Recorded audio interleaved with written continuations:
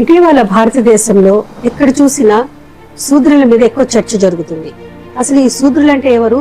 శూద్రులకు జరిగిన అన్యాయం ఏంటి? శూద్రులు శూద్రవర్ణం వాళ్ళకు జరిగిన అన్యాయం ఆ విషయం చెప్పాలంటే మనం మన దేశ చరిత్ర గురించి తెలుసుకోవాల్సి ఉంటుంది.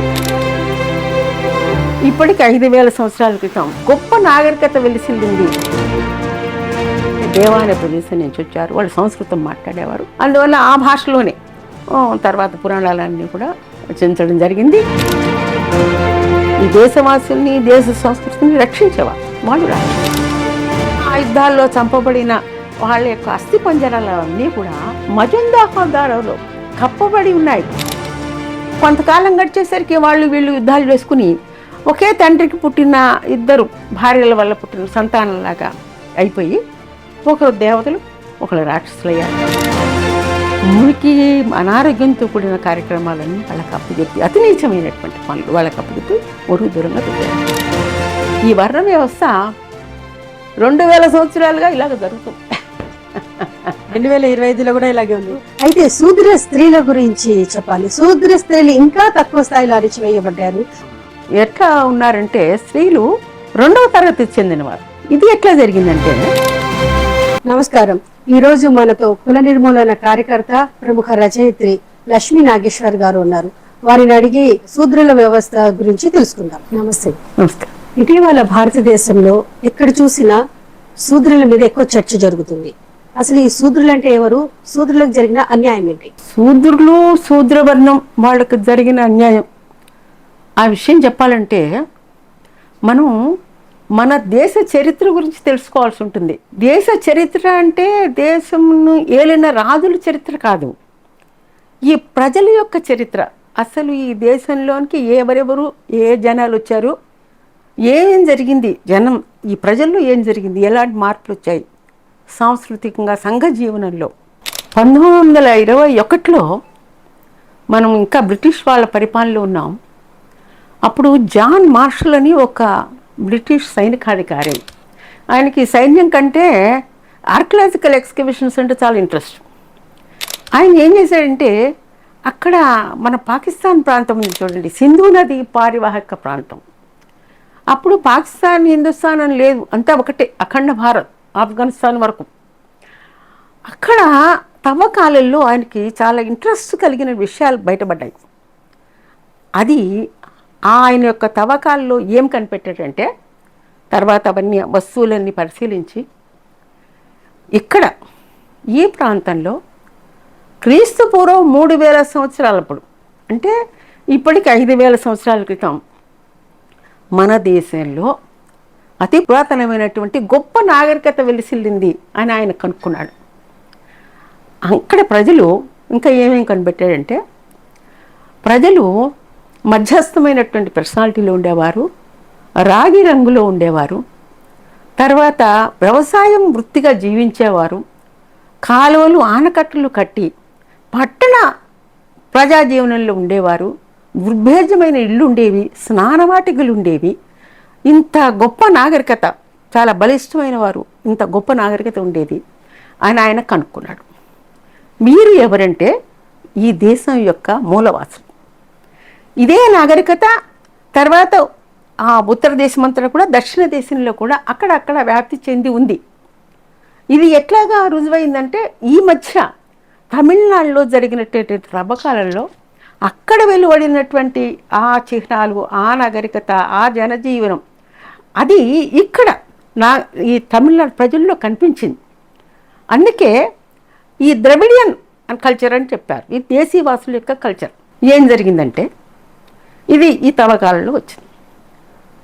ఇది 3,000 క్రీస్తుపూర్వం 3,000 సంవత్సరాలు. క్రీస్తుపూర్వం 1,500 సంవత్సరాలప్పుడు మన దేశానికి మధ్య ఆసియా ప్రాంతం, అంటే ఇప్పుడున్న ఇరాన్, ఇరాక్ ప్రాంతం నుంచి ఆర్యులు వలస వచ్చారు. ఈ దేశం మీద దండయాత్రగా వచ్చి వాళ్ళు అక్కడ ఉన్నటువంటి ఈ మూలవాసులతో యుద్ధాలు చేసి, ఇది జరిగింది అని తర్వాత దేంట్లోంచి తెలుస్తుంది అనేది కూడా చెప్తాను.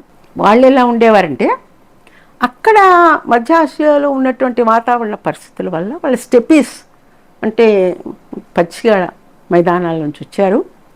చాలా అందమైన వారు, పొడుగైన వారు, ఎరుపు, తెలుపు, ఎరుపు, నలుపు, ఆర్య త్రైవర్ణిక అన్నారు. ఆ రంగుల్లో ఉండేవారు. తర్వాత గుర్రాల మీద సంచరించేవారు, బాణాలతో యుద్ధాలు చేసేవారు. వాళ్ళకి ఆవు వాళ్ళ యొక్క ముఖ్యమైనటువంటి జంతువు. వాళ్ళకి ఆహారం, పాలు, దాని యొక్క పదార్థాలు అన్నీ, అంటే పశుపోషకులు వాళ్ళు. వాళ్ళు వచ్చి ఇక్కడ వీళ్ళతో యుద్ధాలు చేసి వీళ్ళని జయించి ఆర్యావర్తం అంతా వ్యాప్తి చెందారు. అందువల్ల క్రీస్తు శకం వచ్చే వరకు కూడా మనకి, అంటే క్రీస్తు పూర్వం 1500 నుంచి క్రీస్తు పూర్వం 1000 సంవత్సరాల వరకు మనకి ఈ ఆర్య మూలవాసి యుద్ధాలు జరిగాయి.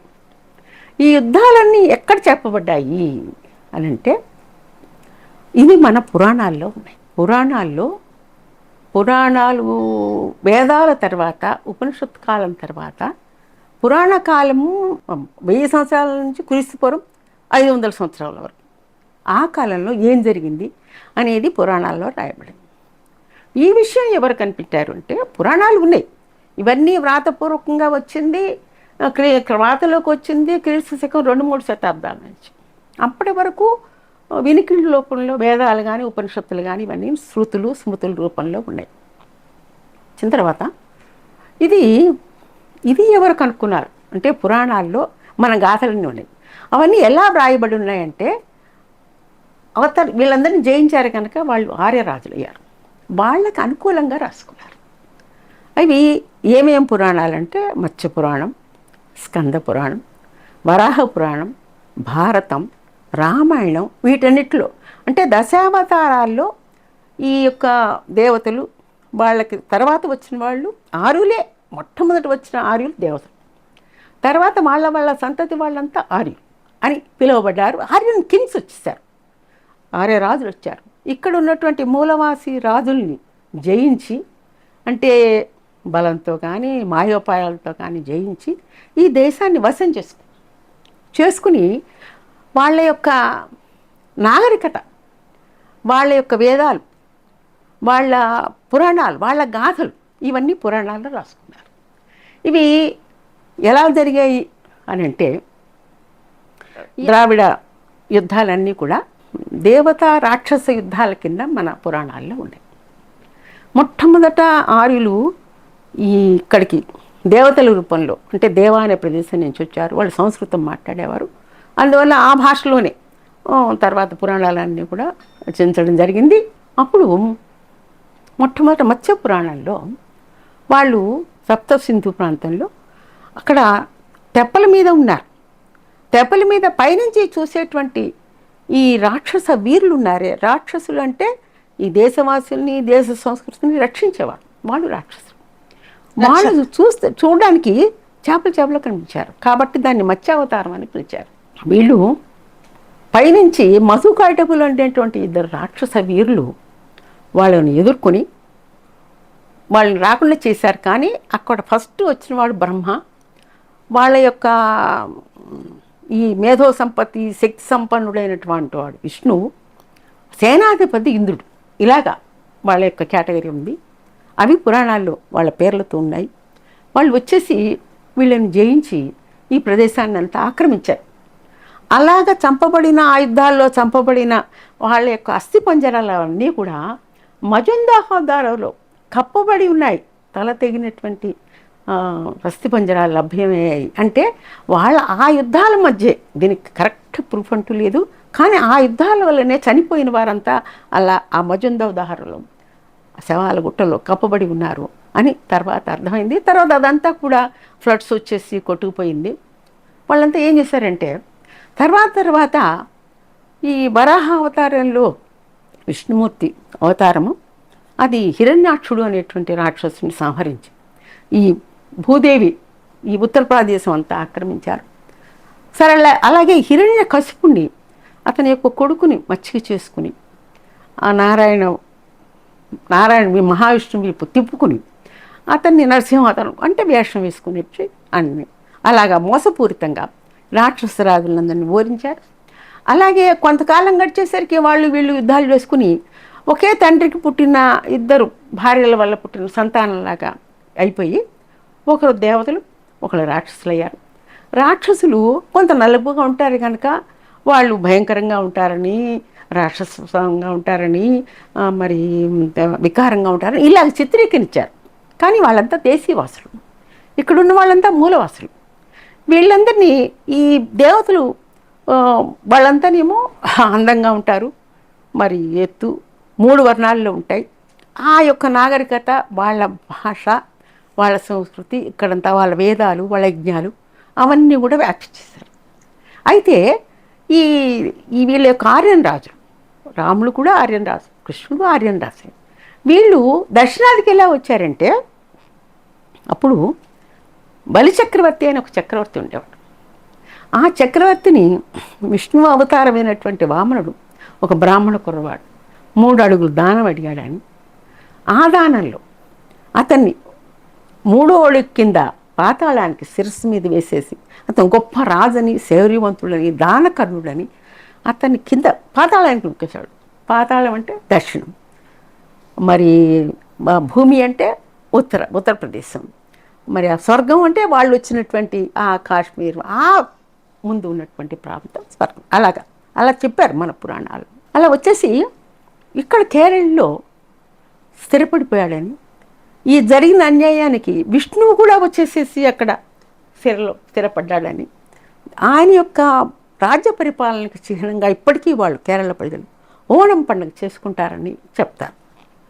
ఈ విధంగా వాళ్ళు ఎవరెవరైతే తరిమి కొట్టారో వాళ్ళు దేశీవాసులంతా దక్షిణాన్ని పరిగెత్తుకొచ్చేసారు. అప్పటికే ఇక్కడ కొంతమంది ఉన్నారు, వాళ్ళు కూడా వచ్చి ఇక్కడ చేరారు. ఆ విధంగా వింధ్య పర్వతాల యువతల ముఖ్యంగా మన దేశీవాసులు అంటే మనం అందుకనే మనం నార్త్ వాళ్ళు తెల్లగా ఉంటారు, ఎత్తుకుంటారు, అందంగా ఉంటారు, వాళ్ళ భాషలు వేరేగా ఉంటాయి. మరి దక్షిణాది వాళ్ళంతా కొంత నలుపు రంగులో ఉంటారు, మరి ఎత్తు తక్కువ ఉంటారు, కనుముక్కు తీరు తక్కువగా ఉంటుంది, వాళ్ళు ఇంకా అందంగా ఉంటారు. మన భాషలన్నీ వేరు. మన భాషల యొక్క వరవడి అంతా కూడా అక్కడ ఆ హరప్పా నాగరికతలు అది దొరికినటువంటి భాషల వరవడిలో ద్రవిడ భాష మూలంగా ఇది ఉంటుంది. అయితే తర్వాత ఈ 2-3 శతాబ్దాల్లో రాయబడినటువంటి సాహిత్యం వల్ల ఇదంతా ఆ భాషలన్నిటికీ మూలమైన భాషగా సంస్కృతం దాని నుంచి అన్ని భాషా పదాలు అన్ని భాషల్లో, ఉత్తరాది భాషల్లో, దక్షిణాది భాషల్లో వచ్చి చేరాయి. అలా జరిగిపోయింది. అంటే మనం అంతా మిక్స్ అయిపోయింది. కానీ ఇప్పటికీ వాళ్ళ తిండి వేరు, వాళ్ళ ఆహారం వేరు, మన ఆహారం వేరు. మనకి గేదె ప్రముఖంగా ఉంటుంది, వాళ్ళకి ఆవు ప్రముఖంగా ఉంటుంది. ఇలా జరిగింది. ఇలాగా మూలవాసుల్ని వాళ్ళు ఎన్స్లేవ్మెంట్ దాసులుగా చేసుకోవడం వల్ల వాళ్ళంతా కూడా ఒక సెక్ట్ కింద తయారైంది. వీళ్ళంతా ఏమయ్యారు, ఈ ఆర్య సమాజం ఎలా వాళ్ళు ఆర్గనైజ్ చేశారంటే, బ్రాహ్మణ, క్షత్రియ, వైశ్య అని వాళ్ళల్లో వాళ్ళు 3 వర్ణాలు పెట్టుకున్నారు. ఎట్లా వచ్చింది ఆ వర్ణము?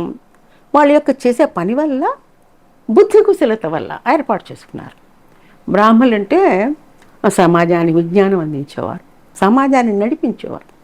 క్షత్రియులు భుజబలంతో సమాజాన్ని కాపాడేవారు. మరి వైశ్యులు వ్యవసాయం ఉత్పత్తి చేసి, వ్యాపారం చేసి సమాజానికి కావాల్సిన సామానంతా అందించేవారు. ఇక మిగతా వారు వీళ్ళు స్లేవ్ చేసుకున్నారు కదా, వీళ్ళంతా ఈ దేశీ భాషలంతా శూద్రవర్ణం. వీళ్ళకి రకరకాల వృత్తులు, పని ఏర్పాటు చేసేసి శూద్రవర్ణం కింద కేటాయించారు. అందువల్ల మన పురాణాల్లో కూడా ఈ శూద్రవర్ణం ఎక్కడ మీకు కనపడదు, అక్కడక్కడ దాసీల కిందగానే కనిపిస్తుంది. దాసుడు దాసవర్గం అయిపోయిందనమాట. ఈ విధంగా ఇలాగ ఏర్పడింది శూద్రవర్ణం అని. ఇది ఇలా ఈ అబ్జార్బ్డ్గా ఉన్నటువంటి సొసైటీ, రకరకాల చేతి వృత్తులు చేసుకునేవాళ్ళు. ఈ వర్ణం ఇలా ఏర్పడింది అని ఎవరు రాశారంటే, ఆర్ఎస్ శర్మ గారని ఉత్తరాదిలో ఉండేటువంటి ఒక సంస్కృత పండితుడు.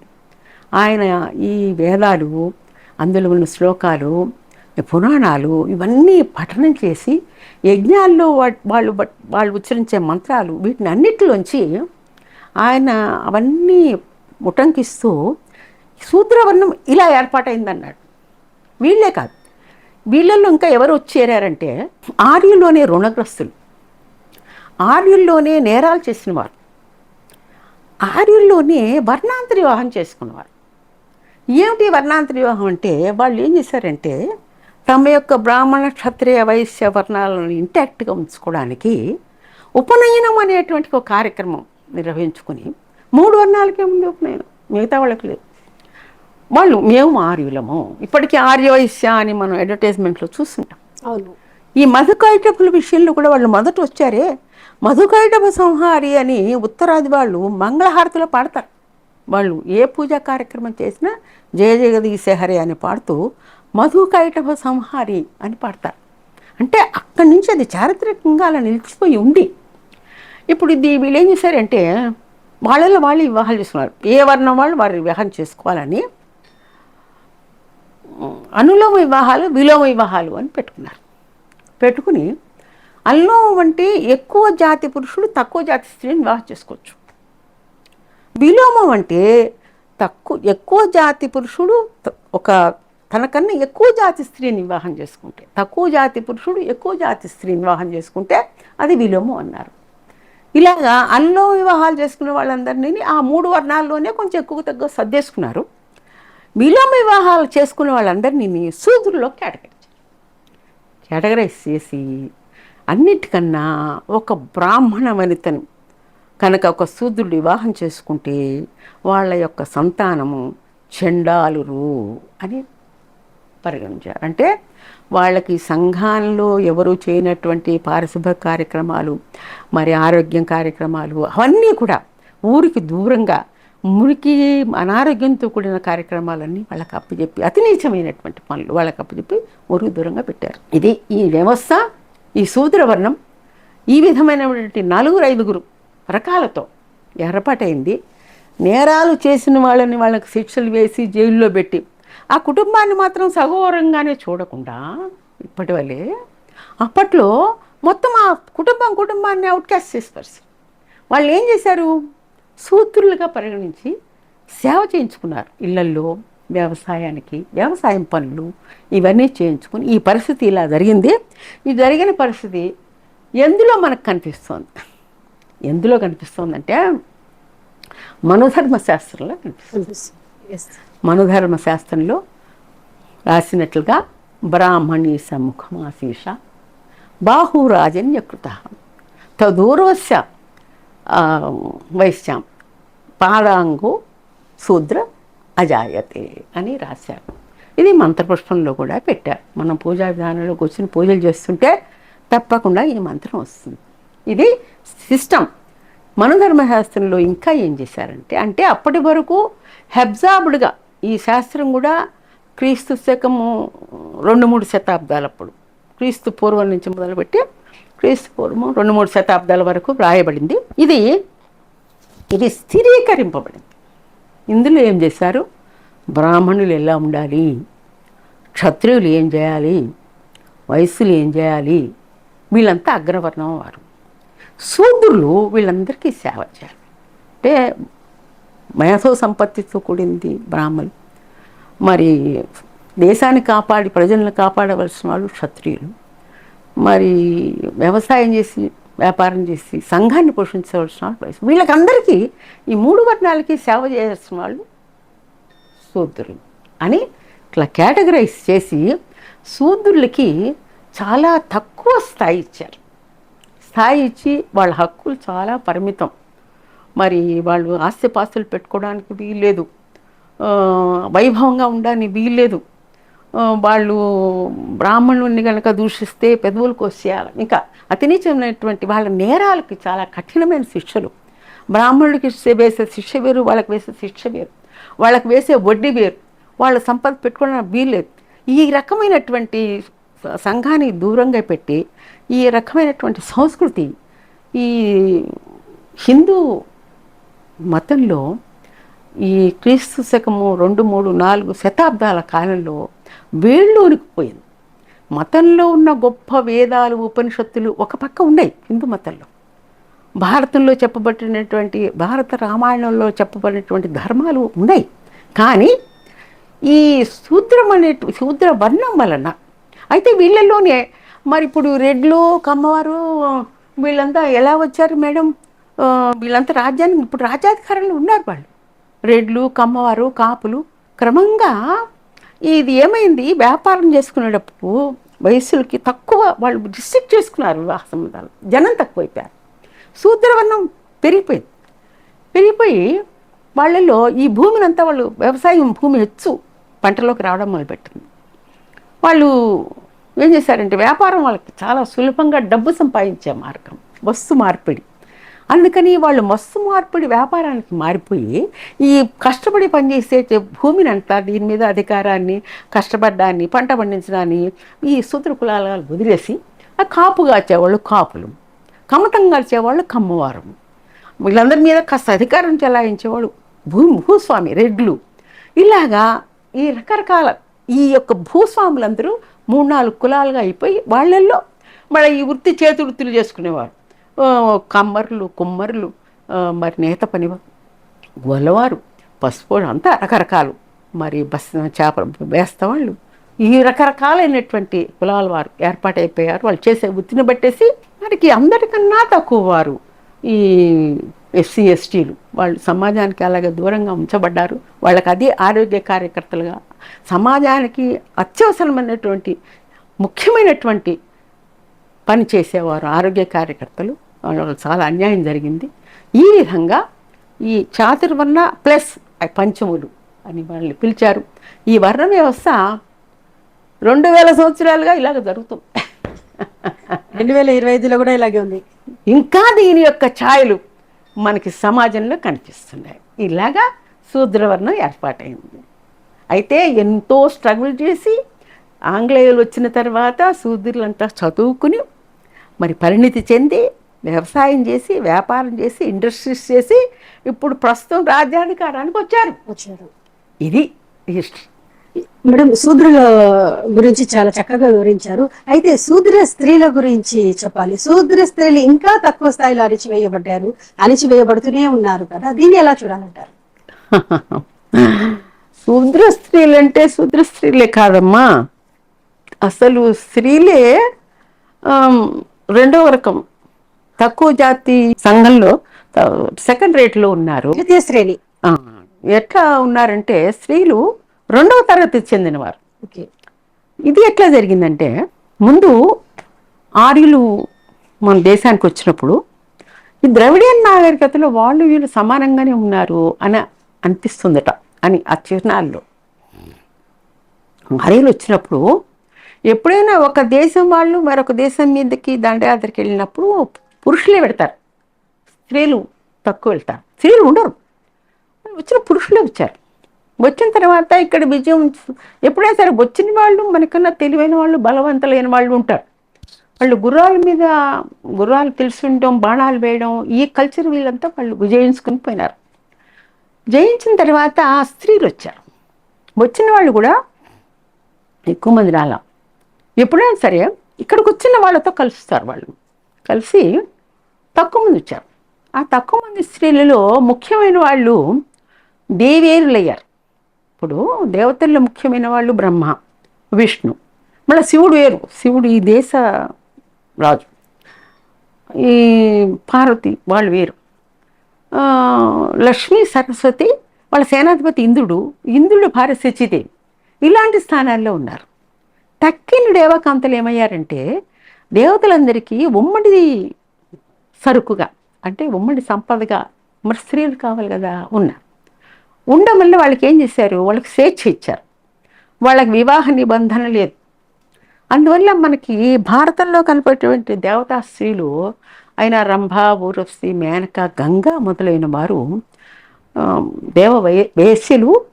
గంగ విషయానికి వస్తే వాళ్ళందరూ కూడా ఊర్వశి కానీ, మరి మేనక కానీ, గంగ కానీ వివాహ వ్యవస్థకు కట్టుబడి లేరు.